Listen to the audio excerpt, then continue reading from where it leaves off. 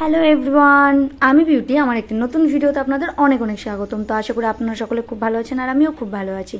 তো আজকে দেখতেই পাচ্ছেন আমরা সকলে রেডি হয়ে গেছি আর ভীষণ রৌদ্রু আর দিনটি ছিল ভুলে গেছি। যাই হোক, এটা মোটামুটি 10-15 দিন আগের ভিডিও। আমি অনেকটাই ব্যস্ত থাকার দরুন এগুলো দিতে পারিনি।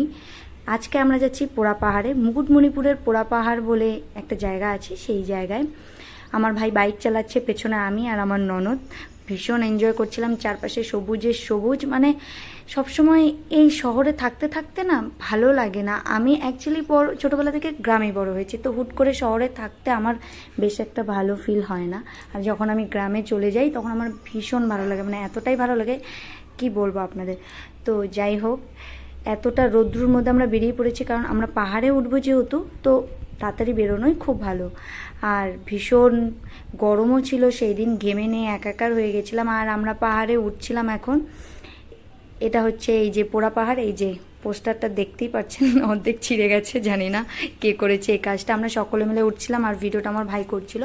যাই হোক, আমাদের নেক্সট পার্ট দেখার জন্য আপনারা অবশ্যই আমাদের পাশে থাকুন, পেজটিকে লাইক করুন, ফলো করুন, সাবস্ক্রাইব করুন, আর হ্যাঁ, শেয়ার করতে ভুলবেন না। আর যদি ভিডিওটি ভালো লাগে অবশ্যই অবশ্যই অবশ্যই জানান। টাটা।